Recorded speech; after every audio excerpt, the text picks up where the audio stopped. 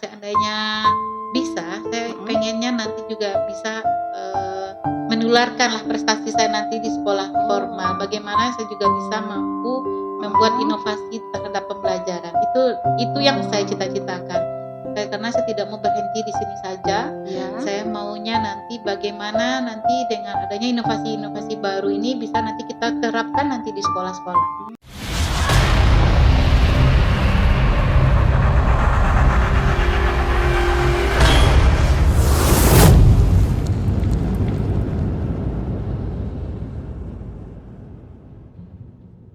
Assalamualaikum warahmatullahi wabarakatuh. Bertemu lagi dengan saya Ibu Oja di podcast dan talk show Bikasiko SPNF SKB Kota Bukit Tinggi di Panorama Baru. Oke, kali ini bintang tamu kita kedatangan narasumber atau bintang tamu yaitu Ibu Melda Yeni. Halo Ibu Melda Yeni. Waalaikumsalam. Gimana Bu kabarnya hari ini? Alhamdulillah. Baik ya Bu. Ya. Oke. Sebelum kita bincang-bincang tipis dengan Ibu Melda Yeni, kita minta Ibu Melda Yeni sedikit memperkenalkan diri ya, sahabat kita. Silakan Ibu Melda Yeni. Assalamualaikum Sobat Bikasiko, perkenalkan saya Bu Melda Yeni, biasa dipanggil Bu Melda.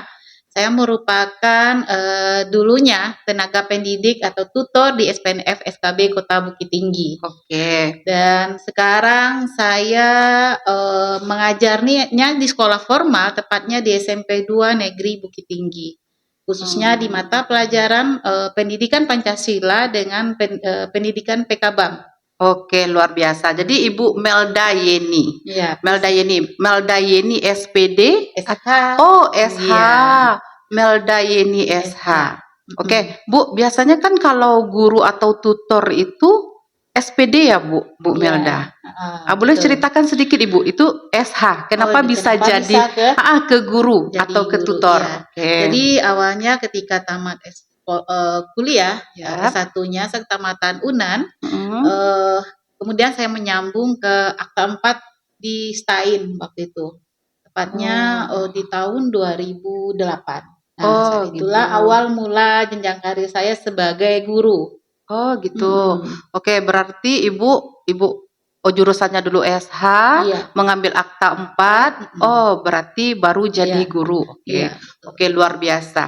Oke, Ibu Melda Yeni, boleh ceritakan sedikit enggak? Oh, sudah berapa tahun Ibu menjadi guru dan apa pengalaman Ibu selama menjadi tutor atau guru ini?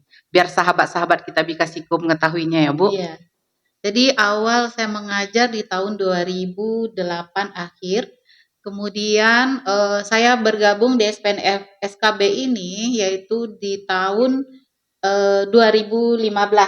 Oh, jadi 2008 Ibu masuk awal mengajar menjadi tutor di SPNF SKB. Bukan, di itu awalnya saya ngajarnya di sekolah swasta Bukit Tinggi. Oh, salah satu sekolah swasta di Bukit Tinggi. Oke, bergabung di SKB kapan Bu? Di tahun awalnya di tahun 2011, kemudian saya waktu itu melanjutkan kegiatan di luar, akhirnya mundur dan kembali bergabung di tahun 2015 sampai akhir 2024. Oh, oke. Dari 2015 bergabung di SKB sampai 2024. Berapa tahun itu, Bu? Sekitar hampir 10 tahun. Oh, hampir 10 tahun. Jadi dari 2004 Ibu? Nah, dari 2024 alhamdulillah saya di-SK-kan di SMP 2 Kota Bukit Tinggi. Oh, ditugaskan berarti Ibu terangkat PNS atau P3K? P3K. Oh, oke, luar biasa. Berarti 2004 Ibu pindah ke SMP 2 Bukit Tinggi, diangkat menjadi P3K di situ ya, Bu, dengan mata pelajaran pendidikan Pancasila. Oh, masih tetap pendidikan Pancasila. Oke, menarik Ibu. Saya pengen mengetahui pengalaman Ibu selama menjadi tutor di SPNF SKB dari 2015 ya, Bu. Apa saja pengalaman Ibu? Boleh cerita sedikit Ibu? Ya. Sebenarnya kalau untuk di SKB banyak cerita yang mungkin tidak akan pernah saya lupakan. Di mana peningkatan jenjang karir yang saya rasakan yaitu setelah bergabung di SPNF SKB.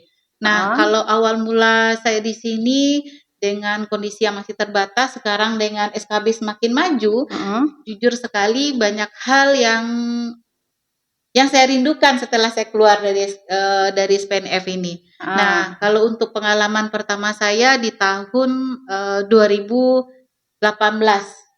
Pengalaman pertama saya adalah di mana saya bisa sampai ke nasional berkat bergabung di SPNF FKB sebagai tutor berprestasi. Oh, luar biasa. Ya. Oke.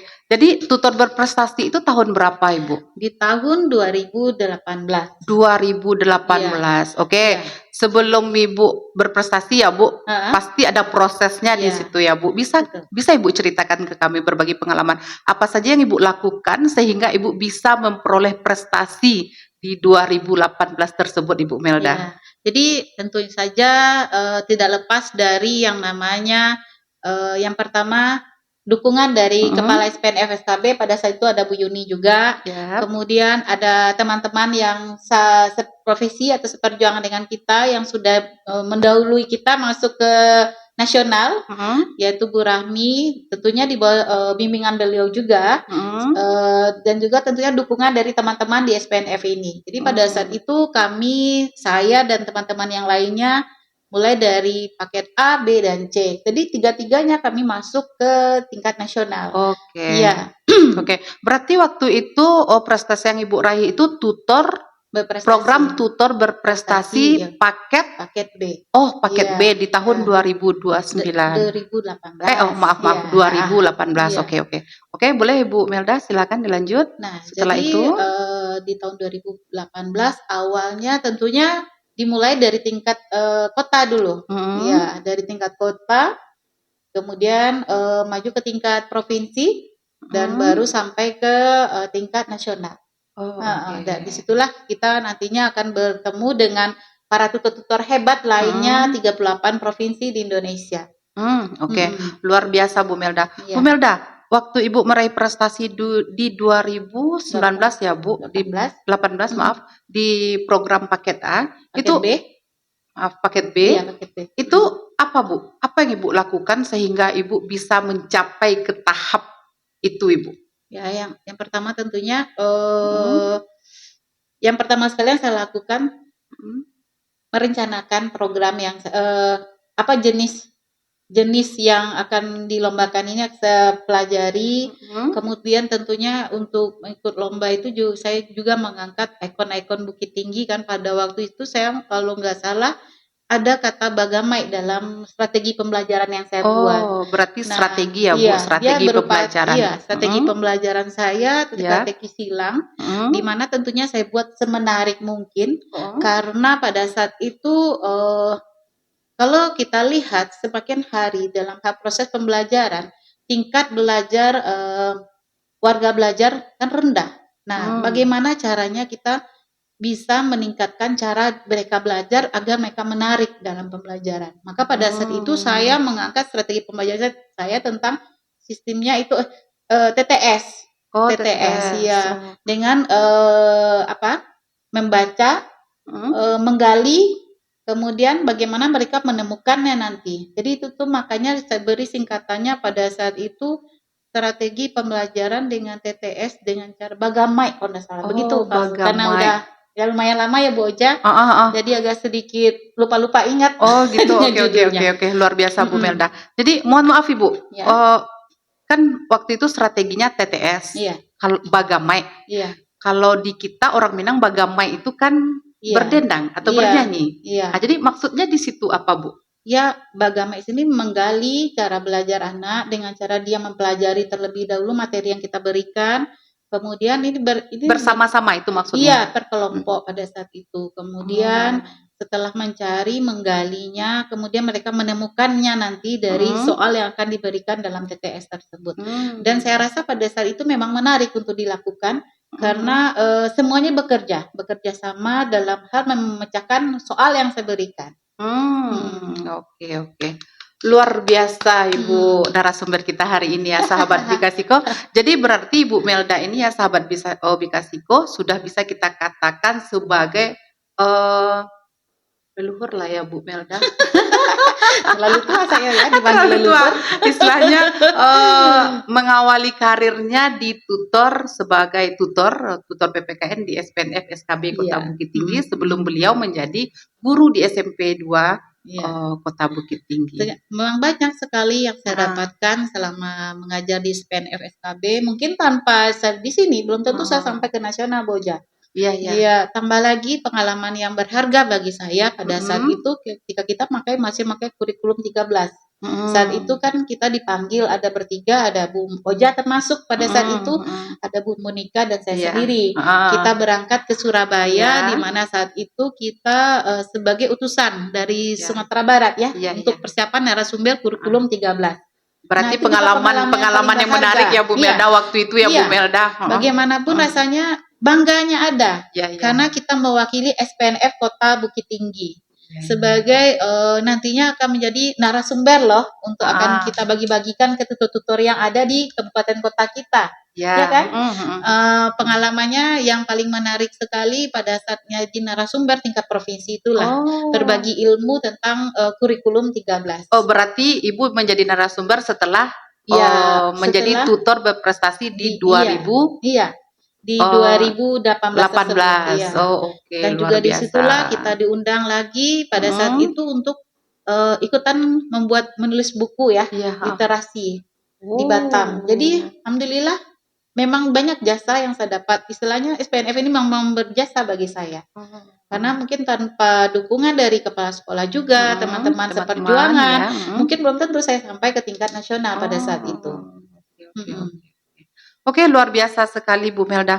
Bu Melda, sebagai tutor yang istilahnya sudah lama juga dulunya berkecimpung di SPNF SKB Kota Bukit Tinggi ya Bu, sebelum Ibu pindah ke SMP Negeri di Bukit Tinggi, itu ada nggak Bu kesulitan-kesulitan yang Ibu temui waktu itu menjadi tutor di SPNF SKB Kota Bukit Tinggi ataupun di SMP Negeri sekarang yang Ibu ampuh? Mungkin dalam hal segi apa ya?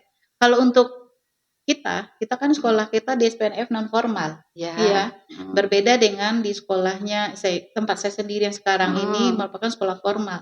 Tentunya perbedaannya yang sangat saya rasakan mungkin dalam hal pembelajaran ya. Kalau kita di sini pembelajarannya fleksibel kan, di mana anak istilahnya selain belajar, skillnya juga terasah karena banyaknya keterampilan diberikan di sekolah ini. Nah, kalau di situ kan memang untuk umum pembelajaran kita kan pembelajaran yang sudah sesuai dengan ketentuan yang sudah ada kan. Jadi di satu sisi ilmu yang saya dapatkan rasanya di sini semuanya hobi dan istilahnya hobi yang juga ada pada diri saya tersalurkan di SPNF ini. Nah, contohnya sajalah kegiatan-kegiatan yang berhubungan dengan keterampilan anak. Dengan secara tidak langsung yang selama ini saya tidak dapatkan, ya di sinilah saya dapatkan. Namun itu bedanya kan kalau kita di sekolah formal kita hanya mengajar dan mendidik. Oke, ya, luar biasa. Sahabat Bikasiko. Saya mengetahui juga kalau Ibu Melda ini dia hobi memasak ya Bu Melda. Masak keterampilan ya, bikin aksesoris ya. Kalau misalkan kan? Kalau waktu menjadi tutor itu bisa tersalurkan ya Bu Melda. Tersalurkan semuanya. Hobi-hobi Bu Melda itu bisa tersalurkan ya dengan memasak, dengan bikin aksesoris ya Bu Melda. Apalagi Bu? Yang pasti pengalaman yang paling berharga di sini adalah boleh dibilang semuanya di hati saya, semua yang pekerjaan yang saya tekuni di sini. Benar-benar mungkin kalau boleh saja waktunya bisa lama, pastinya saya memilih masih bisa di sini. Namun ya apa boleh dikata memang jalan takdir kita berbeda-beda. Iya. Harus bagaimana ya Bu Melda, takdir dan nasib kita udah ditentukan oleh yang di atas ya Bu. Tapi kalau misalkan bisa memilih, itu Ibu Melda katanya sahabat Bikasiko ingin masih tetap di SPNF SKB Kota Bukit Tinggi. Oke, Bu Melda, satu lagi Bu Melda. Kesulitan kalau yang tadi kan udah Ibu ceritakan, kalau yang untuk sekarang menjadi guru di salah satu sekolah negeri, itu apa kesulitan yang Ibu rasakan? Saya rasakan Kalau untuk dalam dunia pendidikan, semua pendidikan baik itu non formal maupun formal Ya. sama. Cuma kesulitannya apa ya? Mungkin saya untuk lebih banyak atau lebih giat lagi dalam hal melakukan inovasi-inovasi dalam hal pembelajaran. Bukannya kalau di sini kan sudah ada nih inovasinya, sudah trik-triknya sudah ada. Namun setelah saya masuk ke sekolah formal, rasanya harus harus belajar lagi. Jadi memang saya menggali terus bagaimana pembelajaran ini nantinya tidak bisa diterapkan tidak hanya di sekolah formal saja, nantinya bisa saya bagikan buat teman-teman saya juga di sekolah non formal. Oke. Iya. Oke, Bu, mohon maaf ya Bu, dari cara menghadapi anak Bu Melda. Kan Ibu udah berpengalaman juga di tutor SPNF SKB ya Bu. Kalau misalkan di sekolah sekarang Ibu, itu ada perbedaan enggak Bu Melda? Tidak, sama saja. Oh, Pendidikan sama itu saja. sama kemana pergi kita kan menghadapi anak pun ya sama. Ya, Pendekatan dengan cara pendekatan tetap bagaimana kita menerapkan di sini pendekatan sebagai teman sekaligus sahabat buat mereka. Tetap saya lakukan begitu di sekolah non formal. Jadi dengan begitu tidak ada perbedaan antara anak di sekolah non formal maupun formal, sama-sama saja. Oh gitu, jadi perlakuannya sama ya Bu, sebagai guru ataupun sebagai tutor di SPNF, itu perlakuan Ibu Melda ke murid-murid atau peserta didik itu sama ya Bu. Jadi tidak ada mengalami kesulitan Bu untuk menghadapi anak-anak. Oke, luar biasa Bu Melda.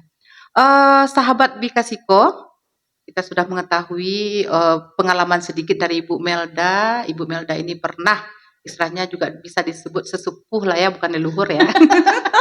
Di SPNF SKB Kota Bukit Tinggi, pernah menjadi tutor di tahun 2015 ya Bu Melda, sampai 2004 sebelum 2024 sebelum beliau diangkat menjadi P3K di salah satu sekolah negeri di Bukit Tinggi ya Bu, dengan banyak sekali prestasi yang diraih oleh Ibu Melda saat itu menjadi tutor di SPNF SKB Kota Bukit Tinggi. Pernah menjadi juara 1 di tingkat kota itu program tutor berprestasi paket B. Setelah itu lanjut ke tingkat provinsi di tahun berapa Ibu? Masih di tahun 2018. 2008. Menjadi tutor berprestasi paket B. Itu ke provinsinya di Padang Ibu, Iya, di Padang, lombanya di Padang. Itu masih ingat di Hotel Aksana. Oh, Hotel Aksana ya, kita sama ya Bu. Kita sama ya. Oke, setelah itu Ibu lanjut kita lanjut ke tingkat nasional. Tingkat nasional ya Bu, di tahun Pontianak ya Bu. Ke Pontianak ya. Masih di tahun 2008 ya Bu. 2018. Oke, dengan prestasi yang Ibu Melda raih, Ibu Melda bisa jalan-jalan keliling Indonesia lah. Ke Kalimantan, ke Jogja, dengan ongkos gratis ke Surabaya, dengan prestasi yang Ibu raih ya Bu, menjadi tutor hebat di SPNF SKB. Dan terakhir Ibu menjadi narasumber di Singapura atau di Batam? Pada saat itu yang ke narasumber yang awalnya di Padang. Oh, di Padang. Oke. Yang waktu saya ke Batam pada saat itu saya diundang untuk sebenarnya untuk persiapan literasi. Oh, literasi. Membuat buku. Oke. Lanjut ke Singapurnya. Masih ada waktu ya. Saya lanjut untuk berliburnya ke Singapura. Oke, luar biasa pengalaman Ibu Melda menjadi tutor di SPNF SKB Kota Bukit Tinggi ya Bu. Bu Melda, dengan pengalaman Ibu yang luar biasa, dengan prestasi yang sudah Ibu raih, luar biasa sekali, sampai Ibu membuat buku, jalan-jalan ke Singapura ya Bu, dan menjadi tutor hebat di Bukit Tinggi, di Padang, di provinsi, tingkat provinsi, dan juga tingkat nasional. Untuk sekarang ini Bu, apa motivasi Ibu Melda? Kalau seandainya bisa, saya pengennya nanti juga bisa menularkanlah prestasi saya nanti di sekolah formal. Bagaimana saya juga bisa mampu membuat inovasi terhadap pembelajaran. Itu yang saya cita-citakan. Karena saya tidak mau berhenti di sini saja. Saya maunya nanti bagaimana nanti dengan adanya inovasi-inovasi baru ini bisa nanti kita terapkan nanti di sekolah-sekolah. Nah, itu sih keinginan saya sejauh ini ya, Bu Ocha. Kalau boleh tahu Bu, apa rencana Ibu inovasi yang akan Ibu lakukan di sekolah Ibu yang baru? sekarang ini saya sudah mencoba berbagai macam inovasi dalam hal pembelajaran, di mana strategi pembelajaran yang saya terapkan ini bagaimana pelajaran pendidikan Pancasila ini menarik bagi semua siswa. Nah, sudah banyak cara yang saya lakukan, alhamdulillah mereka bersemangat dan mereka memang antusias dalam belajar. Nah, rasanya ini akan saya buatkan dalam sebuah karya saya sebuah buku. Namun bukunya berupa buku digital. Jadi sekarang masih OTW nih Boja dalam gitu. perjalanan. Mengingat menimbang kalau pelajaran PPKN itu kebanyakan menghafal ya Bu, kan? ya menghafal, menerangkan Bagi anak gitu. kan bagi Agak bosan ya Bu. Apalagi kalau guru hanya menerangkan, di situ membuat anak sedikit Bosan, bosan. ya, Kita menarik bagaimana nantinya student center, bagaimana berpusat kepada siswa. Jadi ini kita buatlah bagaimana strategi pembelajaran yang menarik nantinya. Ya. Jadi Rencana Ibu apa itu Bu? Yang kalau yang sudah strateginya? terlaksana, pembelajaran yang sudah saya laksanakan ada namanya kata bersambung, ada namanya TK. Kemarin sudah saya cobakan juga di mana berupa kuis. Kuisnya, kuisnya itu mereka Quizzes gitu. melalui quizzes juga ada. Ya. Kemudian juga saya sudah di mana pada saat itu kan kalau untuk menghafal sila 1 contohnya ya Boja, sila 1 sampai sila 5 dengan hal penerapan nilai-nilainya, mereka kan sering itu sering lupa ya Bu, salah menaruh sila 1 ya, lambangnya apa, bunyinya apa ya Bu. Jadi pada saat itu saya coba mencari berbagai macam contoh penerapan sila 1 sampai sila 5. Kemudian saya bikin berupa acak-acak kata. Gitu. Kemudian mereka secara perkelompok menyusunnya, menemukan hasilnya. Ini saya harus ke sila keberapa ini larinya, harus sila kedua kah atau sila ketiga. Jadi mereka di situ semua bekerja sama, menyusun kata. Dia menjadi sebuah kata instruksinya. Setelah itu mereka susun menjadi sebuah contoh nilai-nilai penerapan sila-sila 1 sampai 5. Nah itu pun memang mereka antusias menarik sekali, ya Bu. Menarik bagi si anak. Ditambah lagi saat kita mengajar di jam-jam terakhir kan, jam-jam rawan bagi anak kan. Nah itulah strateginya. Ada lagi kalau pesan berantai di mana saya menyiapkan soal, kemudian mereka hanya saya bariskan per duduknya saja, per tempat duduk tanpa harus pindah-pindah. Nah itu yang menarik sekali bagi mereka, bagaimana kalau teman yang di belakang harus menemukan jawaban dari soal yang saya berikan. Jadi satu lagi bagi untuk sekarang saya rasakan anak-anak itu lebih sukanya dalam belajar tuh harus ada ice breaking-nya. Nah, ice breaking itu harus untuk sekarang ya Bu, untuk anak-anak sekarang tuh motivasi bagi mereka. Apalagi sebelum pembelajaran dimulai, bagaimana kita meningkatkan fokus si anak ini kan.